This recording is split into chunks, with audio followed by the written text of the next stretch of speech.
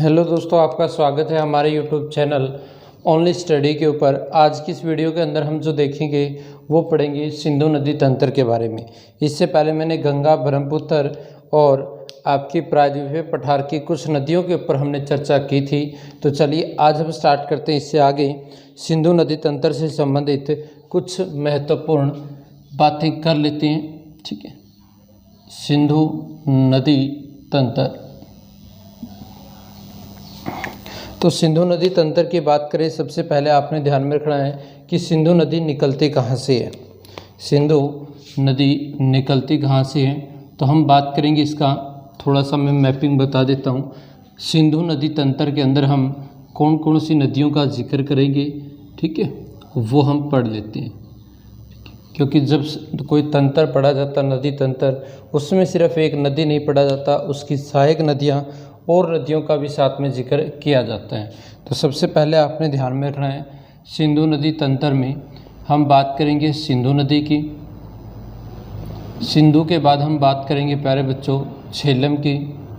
झेलम के बाद हम बात करेंगे चेनाब की।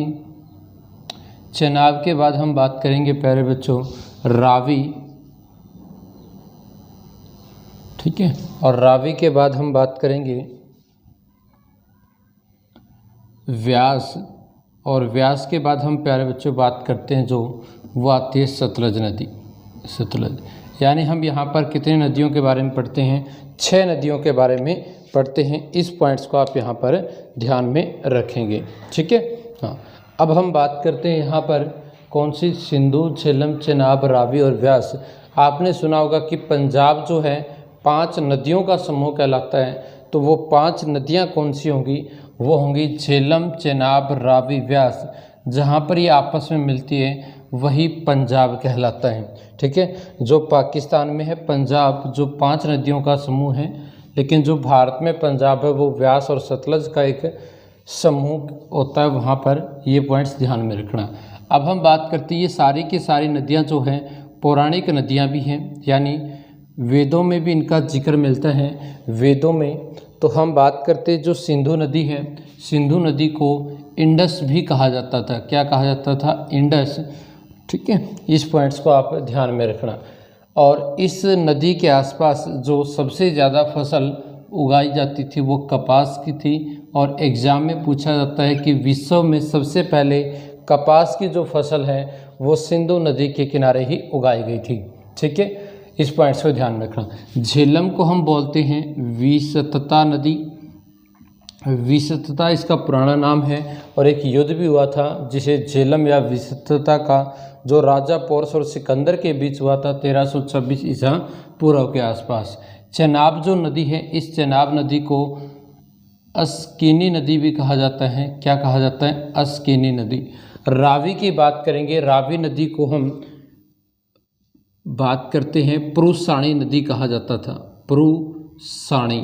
पुरुषाणी नदी भी कहा जाता था रावी नदी को। इस पॉइंट्स को ध्यान में रखेंगे आप। व्यास नदी को पौराणिक में विपाशा नदी कहा जाता था, विपाशा नदी। उसके बाद हम सतलज की बात करेंगे, सतलज को स्तोद्री नदी भी कहा जाता था, ठीक है। ये पॉइंट्स ध्यान में रखना।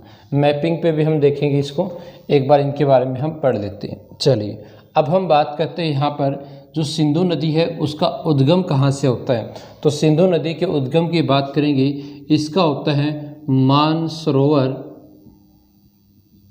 झील के पास से। मानसरोवर झील, कैलाश पर्वत हम कह सकते हैं, ठीक है। मानसरोवर झील जो आपका तिब्बत वाले एरिया में पड़ता है, वहाँ से इसका उद्गम होता है। जो झेलम नदी है, झेलम नदी का जो उद्गम होता है, ध्यान से सुनना आप, झेलम नदी का उद्गम होगा शेषनाग झील, शेषनाग झील से, ठीक है। शेषनाग झील से इसका उद्गम होता है।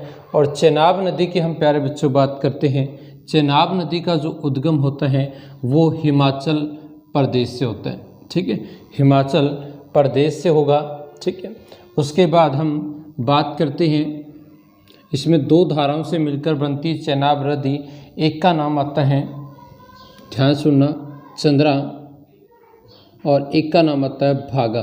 चंद्रा और भागा की 2 धाराएं ये आपकी आपस में मिलती हैं ताड़ी नामक स्थान पर, हिमाचल प्रदेश के ताड़े में मिलते हैं। उसके बाद यह चेनाब के रूप में जानी जाती है और चेनाब ही क्या होगी, सिंधु की सबसे बड़ी सहायक नदी मानी जाती है।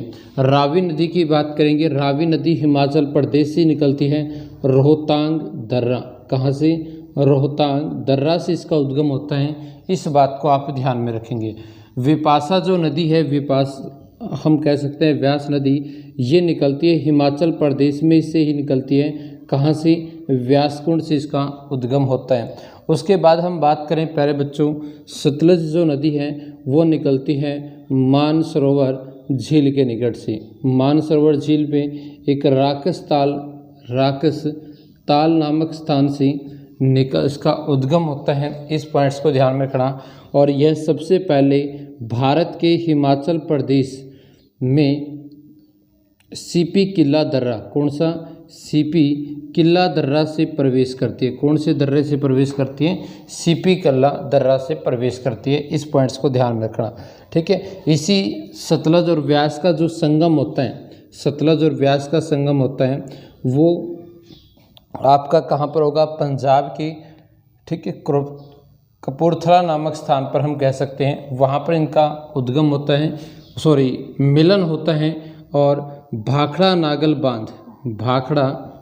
नागल जो बांध है वो यहीं पर है, इसी नदी पे, कौन सी पे? सतलज पे, भाखड़ा नागल बांध। इस पॉइंट्स को आप यहाँ पर ध्यान में रखेंगे। अब थोड़ी सी बातें और कर लेते हैं हम इसके ऊपर, तो चलिए 1 मिनट रुकिए, कॉल आ रही। चलिए अब हम देखते हैं यहाँ पर आगे जो हमारा पॉइंट्स है, ये चीज़ें आपको समझ में आई होंगी। चलिए इसका आप स्क्रीनशॉट लीजिए। और अब हम देखते हैं कुछ बातें और आगे नदी से संबंधित इन्हीं से। हाँ, अब हम इनका उद्गम तो हमने देख लिया, अब इनका जो मिलन होता है वो कहाँ कहाँ होता है? मिलन, ठीक है। मिलन को थोड़ा सा ध्यान से सुनना प्यारे बच्चों, यहाँ पर बिल्कुल अच्छे तरीके से करवा दूँगा आपको। बात आती है सिंधु और चेनाब। सिंधु और चेनाब का जो संगम होता है वो होता है, एक स्थान आता है पंचनद, जहाँ हम कह सकते हैं पंजाब, ठीक है। पाकिस्तान के पंजाब प्रांत में चेनाब और सिंधु का संगम होता है, ठीक है। उसके बाद हम बात करते हैं जो झेलम है, झेलम किस में मिलती है? चेनाब में मिलती है। झेलम चेनाब में मिलती है। एक स्थान आता है झंग नामक स्थान। कौन सा? झंग नामक स्थान पर झेलम और चेनाब आपस में मिलती है और ये नदी कौन सी कहलाएगी? चेनाब कहलाएगी। ऊपर से कौन सी आ रही प्यारे बच्चों? वो आ रही सिंधु। अब रावी और जो चेनाब हैं वो आपस में जो मिलती है वो मिलती हैं सराय बिंदु नामक स्थान पर। सराय बिंदु, यहाँ पर आप मिठानकोट करिए, ये जो संगम होता है मिठानकोट। पाकिस्तान में एक स्थान आता है मिठानकोट। मिठानकोट कौन सी नदी के किनारे हैं? सिंधु नदी के किनारे हैं, इस बात को ध्यान रखना। और सराय बिंदु पर कौन कौन सी नदियों का संगम होता है? झेलम और चेनाब और रावी का संगम होता है। झंग नामक स्थान पर झेलम और चेनाब का होता है। ऐसी कौन सी नदी है जो भारत और पाकिस्तान के बीच एक सीमा का भी काम करती है? वो कौन सी नदी आएगी? झेलम नदी आएगी। इस बात को भी ध्यान रखना। व्यास और सतलज आपस में ये मिल जाती हैं भारत में, पंजाब में, और फिर जो सतलज मिलते हैं कहाँ पर? चेनाब में, ये कहलाता है पंजाब। यहाँ पर सारी नदियों का संगम हो जाता है। देखिए झेलम पहले मिल चुकी है, रावी भी मिल चुके हैं, व्यास सतलज के रूप में मिलकर आपका चेनाब में मिल जाती है। इन सारी नदियों का पानी यहाँ पर पाकिस्तान के पंजाब में इकट्ठा होता है और यहाँ पर आपका क्या होता है? ये पंजाब कहलाता है। फिर चेनाब आगे बढ़ती है और मिठानकोट नामक स्थान पर मिल जाती है। अगला पॉइंट्स आता है सिंधु जो नदी है पाकिस्तान की जीवन रेखा कहलाती है। पाकिस्तान की जीवन रेखा कौन सी नदी को कहा जाता है? तो आंसर आएगा सिंधु नदी को कहा जाता है। इस पॉइंट्स को भी ध्यान में रखना। उसके बाद हम बात करते हैं, यह कराची के निकट जाकर अरब सागर में गिर जाती है और अरब सागर में गिर जाती है कौन सी नदी? सिंधु नदी। सिंधु नदी एकमात्र भारत से होकर बहने वाली ऐसी नदी है जो अरब सागर में क्या होती है? अरब सागर में गिरकर एक डेल्टा का निर्माण करती है, लेकिन भारत की ऐसी कोई नदी नहीं जो अरब सागर में गिरती और डेल्टा का निर्माण करती हो। इस बात को आप यहाँ पर ध्यान में रखेंगे। चलिए अब हम बात कर लेते हैं, थोड़ी सी और पॉइंट्स इनके ऊपर चर्चा कर लेते हैं, ठीक है। हाँ, अगली हम बात करते हैं कि ये जो नदियाँ होती हैं आपस में ये मिलती हैं, जैसे मैंने अभी ये ऐसे मिलाई थी, इनके बीच स्थान रह जाता। दो नदियों के बीच के क्षेत्र को क्या बोला जाता है प्यारे बच्चों? वो बोला जाता है दोआब। क्या बोला जाता है? दोआब। तो हम बात करते हैं कौन कौन सी नदियाँ दोआब बनाती हैं, कौन सा दोआब बनाती है। अक्सर एग्जाम में पूछा जाता है। जैसे हम बात करते हैं कि ये सिंधु नदी है, कौन सी नदी होगी? सिंधु। और सिंधु के नीचे कौन सी नदी बहती है? ये झेलम नदी बहती है। कौन सी नदी होगी? झेलम। यहाँ पर लिख देता हूँ मैं, झेलम। ये होगी सिंधु नदी। सिंधु और झेलम के बीच जो दोआब वाला क्षेत्र आता है इसे कहते हैं सिंध सागर दोआब। क्या कहते हैं? सिंध सागर दोआब। तो आपसे एग्जाम में कैसा पूछा जाएगा क्वेश्चन भी, सिंध दोआब क्षेत्र कौन सी दो नदियाँ बनाती हैं? तो आंसर आएगा झेलम और सिंधु नदी आपकी बनाती है। सिंध या सिंधु नदी हम कह सकते हैं। उसके बाद इसके नीचे जो बहती है वो कौन सी बहती है? चेनाब और झेलम के बीच जो बनता है वो कौन सा दोआब बनता है? चाज दोआब बनता है। क्या नाम देंगे इसका? चाज दोआब देंगे। उसके बाद रावी नदी है जो क्या मिलती है? इसके अंदर मिलती है। ये कौन सी होगी? रावी नदी। चेनाब और रावी के बीच आएगा रचना दोआब। कौन सा दोआब आएगा? रचना दोआब आएगा। उसके बाद हम बात करते हैं, रावी के बाद आएगी व्यास नदी। ठीक है, आई होप आपको ये चीज़ें दिख रही होगी। मैं यहाँ पर भी लिख देता हूँ। चलिए, ये रावी होगी। अब ये कौन सी आएगी? व्यास नदी। ये व्यास होगी और ये प्यारे बच्चों कौन सी होगी? रावी नदी होगी। इनके बीच का जो दोआब होता है उसे क्या बोलते हैं? भारी दोआब बोलते हैं। ठीक है, उसके बाद फिर आती है सिंधु नदी। सॉरी, ये इसमें मिलेगी सिंधु नदी। ठीक है, ये कौन सी होगी? सिंधु नदी। सिंधु और इसमें जो बनता है वो वेस्टर्न दोआब कहलाता है। कौन सा? वेस्टर्न दोआब।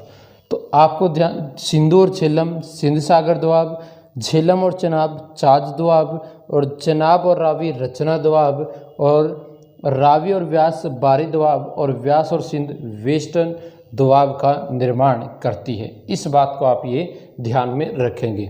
ठीक है, आपसे पूछा जाए कि वुल्लर जो झील है वो कौन सी नदी के किनारे हैं? तो आंसर आएगा झेलम नदी के किनारे। और भी बहुत सारी जानकारियाँ वो हम नेक्स्ट वीडियो में लेकर आएंगे।